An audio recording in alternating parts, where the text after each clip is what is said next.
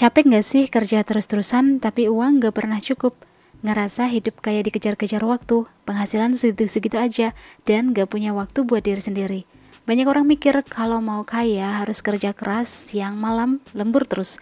Padahal ada cara lain buat jadi kaya tanpa harus kerja terlalu keras. Salah satunya lewat gaya hidup slow living yang mulai banyak dilirik orang. Bukan berarti malas kerja, tapi memilih kerja lebih cerdas biar seimbang antara kerja dan menikmati hidup. Nah, di konten ini kita bakal bahas nih konsep hidup slow living yang ternyata bisa bantu kita menjadi kaya pelan-pelan tapi pasti. Mulai dari ngatur gaya hidup, mindset soal uang, sampai cara bikin pengeluaran lebih kecil tanpa ngerasa kekurangan. Cocok banget buat lo yang pengen hidup lebih tenang tapi tetap punya arah keuangan yang jelas. Yuk simak konten ini sampai habis. Siapa tahu ini cara hidup yang selama ini lo cari. Bisa kerja secukupnya, tetap santai menikmati hidup, dan gak ngerasa kekurangan uang. Sebelum lanjut nonton, pastikan lo udah subscribe channel Uang Ngalir Terus karena siapa tahu tips-tips di sini bisa jadi inspirasi dan solusi buat masalah finansial yang dihadapi saat ini. Let's get started. 5. Konsep hidup slow living, cara menjadi kaya tanpa kerja terlalu keras.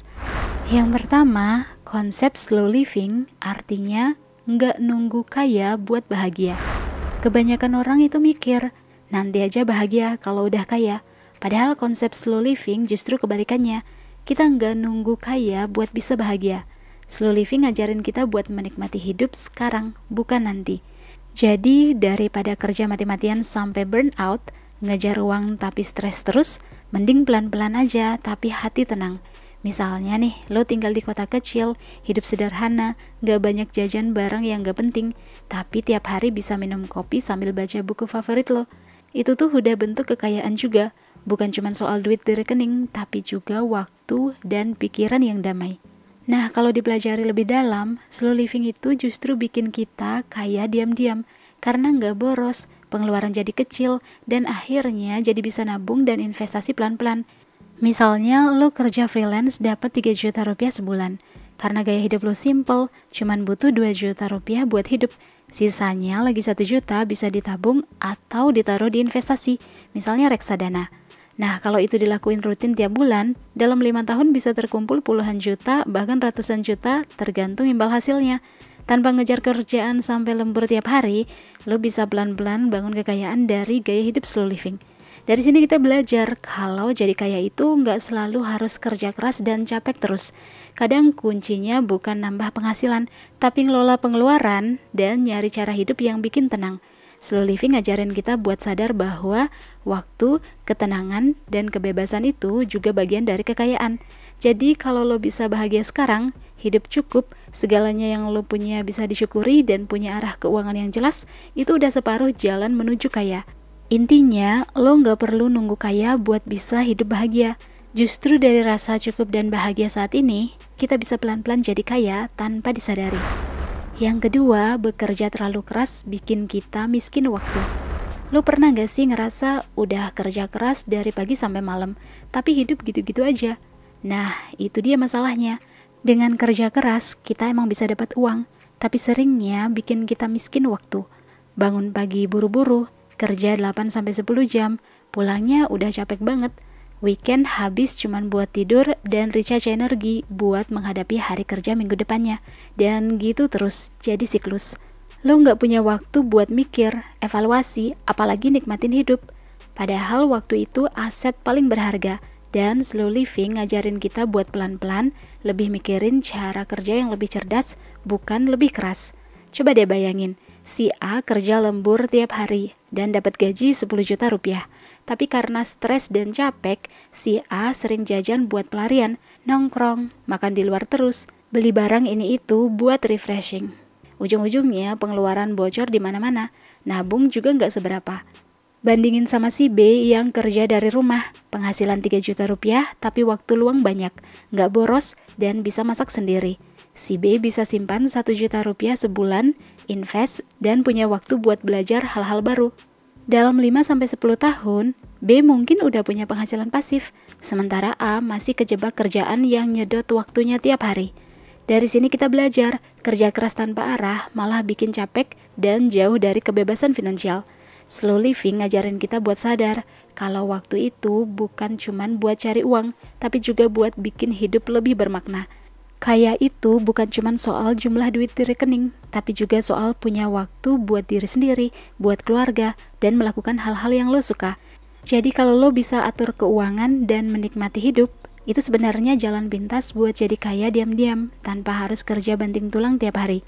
Karena tujuan hidup nggak melulu soal mencari uang, tapi juga menikmati waktu yang kita miliki. Yang ketiga, nggak ngejar banyak hal, tapi fokus satu. Kadang kita mikir, makin banyak yang dikerjain, makin cepat sukses.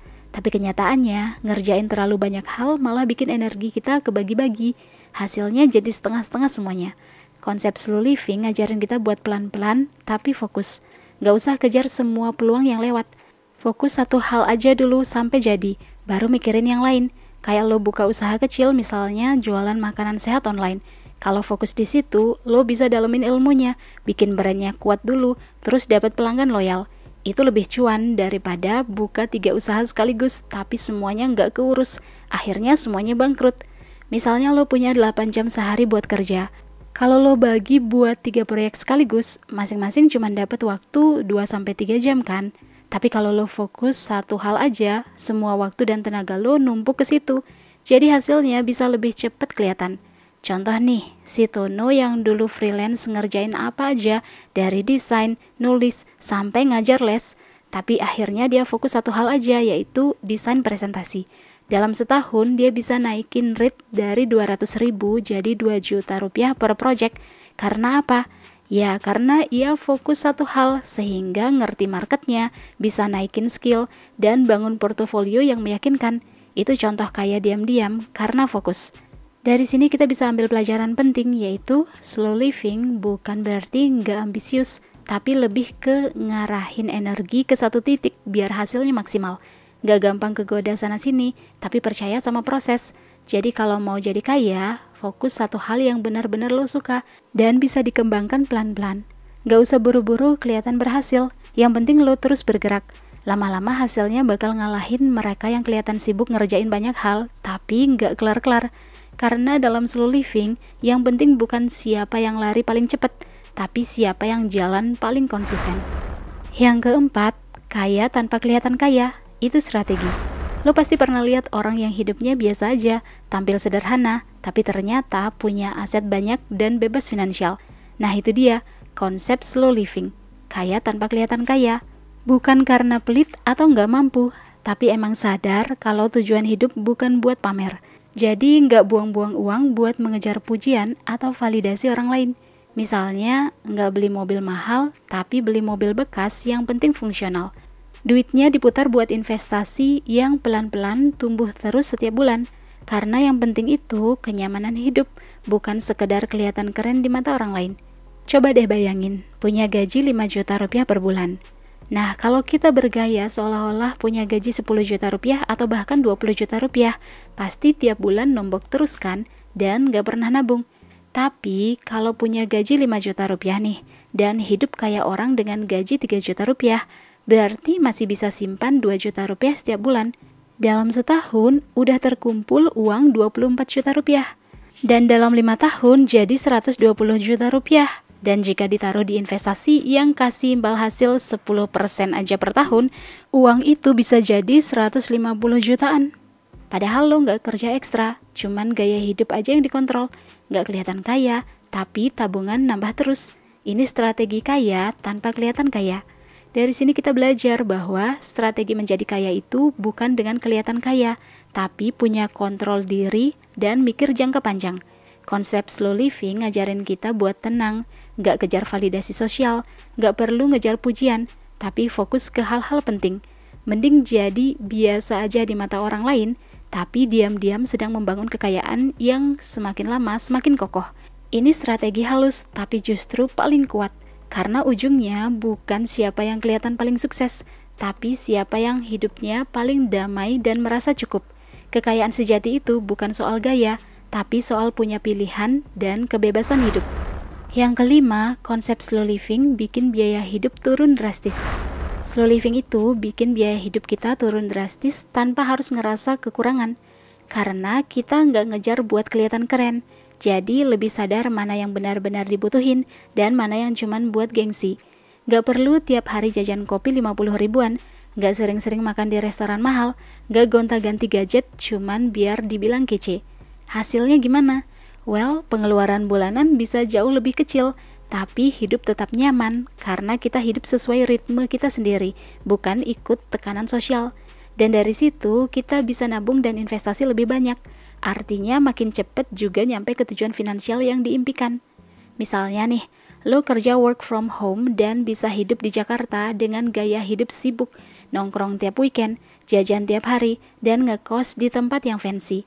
Total pengeluaran bisa tembus 8 jutaan rupiah sebulan.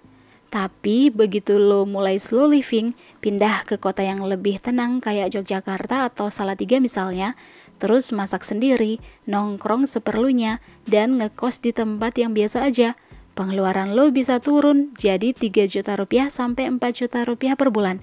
Nah, selisih lagi 4 juta sampai 5 juta rupiah itu bisa lo simpan dan investasikan. Dalam 2 tahun lo bisa ngumpulin 100 jutaan lebih tanpa harus kerja ekstra, cuman karena gaya hidup lo berubah. Yang bisa kita pelajari dari sini adalah kadang menjadi kaya itu nggak selalu dengan menambah penghasilan, tapi bisa juga dengan mengelola pengeluaran. Slow living bukan soal jadi miskin atau pelit, tapi soal jadi kaya dengan cara hidup yang kita pilih secara sadar. Kalau pengeluaran kita kecil dan bisa hidup nyaman dan happy, ngapain kerja keras sampai burnout buat ngejar penghasilan gede? Saat hidup lebih ringan, kita bisa fokus ke hal-hal yang beneran penting seperti waktu, kesehatan, dan kebebasan.